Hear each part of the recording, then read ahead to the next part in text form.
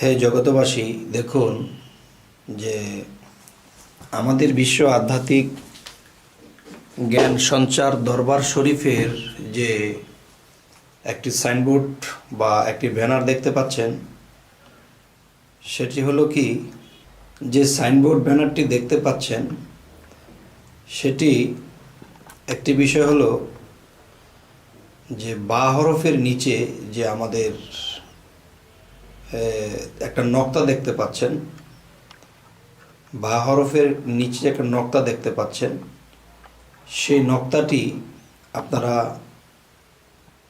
দেখেন হয়তো প্রায় আমার লোগোতে। কেউ হয়তো মনে মনে এই জিনিসটি দেখে একটা দ্বিধাদ্বন্দ্ব হতে পারে যে এই বিশ্বটি দিয়ে কি বোঝানো হলো। তবে হে জগতবাসী, আপনাদের সামনে আমি এখন এই মুহূর্তে আলোচনা করব এই বা হরফের আরও কিছু রহস্য নিয়ে।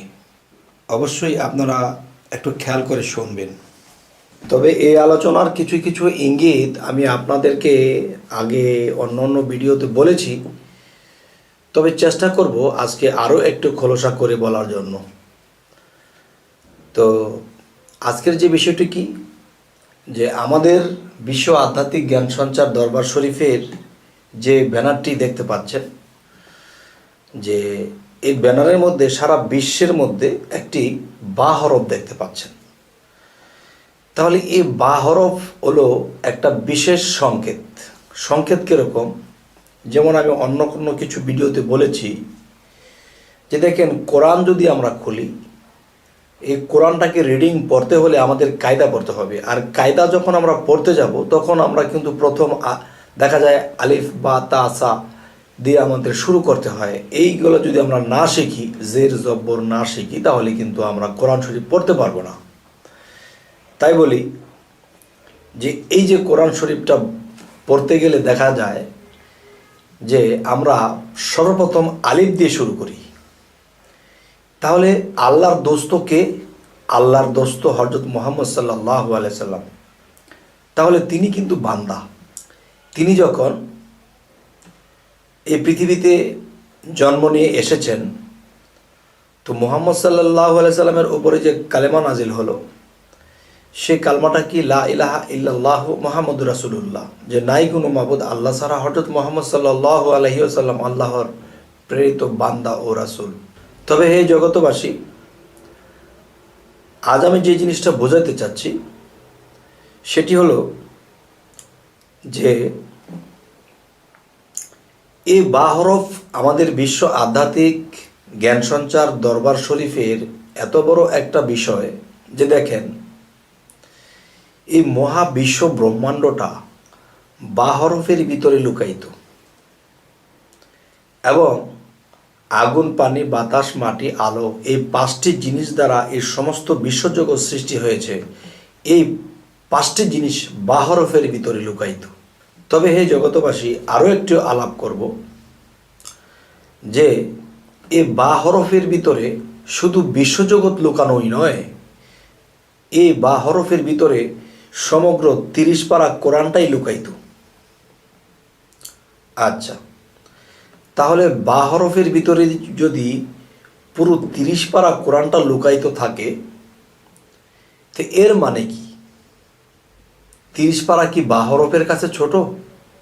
না বাবা, এখানে একটু বোঝার আছে। সেটি হলো কি, যে আল্লাহ দোস্ত ডেকেছে মোহাম্মদকে, তাহলে আলিফের সাথে মিম থাকবে, আলিফের সাথে বা কেন? তাহলে লা ইলাহা ইল্লাল্লাহু মুহাম্মাদুর রাসূলুল্লাহ, যে নাই কোনো মাবুদ আল্লাহ ছাড়া, হযরত মুহাম্মদ সাল্লাল্লাহু আলাইহি ওয়াসাল্লাম আল্লাহর প্রেরিত বান্দা ও রাসূল। আল্লাহর প্রেরিত বান্দা ও রাসূল যদি হয়, তাহলে কালেমা পড়লে বান্দার কথাটা আগে আসতেছে। আর আল্লাহ কি করেছেন? আলিফের সাথে বাকে রেখেছে।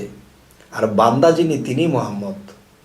এবং মুহাম্মদ যিনি, তিনি কিন্তু রাসূল নয়। মুহাম্মদ থেকে রাসূল একটু আলাদা র্যাঙ্কে বিষয়। যেরকম যে হযরত মুহাম্মদ সাল্লাল্লাহু আলাইহি ওয়াসাল্লাম আল্লাহর বান্দা ও রাসূল, তার মানে ও যে একটা বেড়া, এর ওই পাশে গেলে রাসূল, ও রাসূল।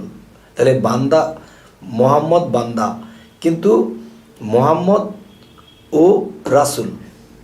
যাই হোক, আজকের এই জিনিসটা আরেকটু ক্লিয়ার করে বলার চেষ্টা করব আপনাদের। হে জগতবাসী, এখন যেটা বলবো যে সমগ্র বিশ্ব ব্রহ্মাণ্ডটা বা হরফের ভিতরে লুকায়িত নয়, শুধু আগুন পানি বাতাস মাটি আলো, শুধু এগুলোই নয়, আরও কিছু আছে। সেটা কি? যে পুরো 30 পারা কোরআনটা লুকায়িত হয়েছে সূরা ফাতিহার ভিতরে। সূরা ফাতিহা লুকাইল বিসমিল্লাহর 19টা অক্ষরের ভিতরে, এবং বিসমিল্লাহর 19টা হরফ লুকাইল সেই বা হরফের ভিতরে, এবং বা হরফটি লুকাইল নক্তার ভিতরে, বা হরফের নক্তার ভিতরে। এখন এই নক্তাটি কি? হে জগতবাসী, এই নক্তা বিষয়টা কি? তাহলে বা এর ভিতরে যদি সমস্ত কিছু থাকে, তাহলে বা চলে গেল নক্তার ভিতরে। নক্তা বিষয়টা কি? এই নক্তার ভিতরে অগণিত বিশ্ব পৃথিবী লুকানো, গ্রহ তারা সূর্য নক্ষত্র অগণিত এই বা হরফের নক্তার ভিতরে সমস্ত কিছু লুকায়িত। এখন এর বেদ রহস্য যদি জানতে হয়, তাহলে অবশ্যই একজন কামেল মুর্শিদের কাছে গিয়ে তা জেনে নিতে হবে, এবং এই মানব বডির ভিতরে তা দেখে নিতে হবে যে কি করে বায়ের নক্তার ভিতরে আল্লাহ অগণিত বিশ্ব লুকিয়ে রেখেছেন। যেমন কোনো কবি, কোনো দার্শনিক, কোনো ফকির, তারা এই জিনিসটাকে এভাবে বলে গেছে যে গ্রহ পৃথিবীতে আছে। বিজ্ঞান মতে হয়তো সব গ্রহ তারা পায়নি, কিন্তু ফকিরি মতে অগণিত গ্রহ রয়েছে। তাহলে সেই গ্রহগুলো খুঁজতে গিয়ে যদি আমি মহাকাশে যাই, হবে না বাবা। আমার এই ক্ষুদ্র বিশ্বের ভিতরে ঢুকতে হবে। এই ক্ষুদ্র বিশ্বের ভিতরে যদি ঢুকতে পারি, তাহলে সেই জিনিসগুলোকে আমি দেখতে পারব। তবে হে জগতবাসী, এই আলোচনা অনেক দীর্ঘ, অনেক লম্বা। দেখা গেছে বিশ্বের ভিতরে বিশ্ব, বিশ্বের ভিতরে বিশ্ব, বিশ্বের ভিতরে বিশ্ব, বিশ্বের ভিতরে বিশ্ব, অগণিত বিশ্ব। আর এই জিনিসগুলা সাধনার দ্বারা এর ভিতরে প্রবেশ করে দেখে নিতে হবে। তবে কিঞ্চিত বিষয় যার যার কামেল মুর্শিদ তার দেহের মধ্যে ইঙ্গিতগুলো দেখিয়ে দেবে, তখনই নিজেকে চেনা হবে। আর নিজেকে চিনলে রবকে চেনা হবে। তাহলে আমাদের আর কোনো ভয় নাই। তো এই জন্য কোরআনটাকে দিয়েছে মানুষকে বোঝার জন্যে। এই দেহ কোরআনটাকে আল্লাহ বোঝার জন্যে বলেছে, মান আরাফা নাফসাহু ফাকাদ আরা রাব্বাহু। সর্বপ্রথম তুমি তোমার নিজেকে চিনো, এরপরে তোমার রবকে চিনবা। আর রবকে চিনলে, রবকে পেয়ে গেলে আমি সব পেয়ে গেলাম। তবে হে জগতবাসী, আজকের যে আলোচনাটি করলাম, যদি আপনাদের এই আলোচনা ভালো লাগে, তো অবশ্যই পরবর্তীতে যেন আমাদের কিছু আলোচনা আপনাদের কাছে পৌঁছে যায়, আমাদের এই চ্যানেলটিকে আপনারা সাবস্ক্রাইব করে রাখুন। তো পরবর্তীতে আবার সাক্ষাৎ হবে। তো আজ এই বলেই রাখবো। সকলেই ভালো থাকবেন। আল্লাহ হাফিজ।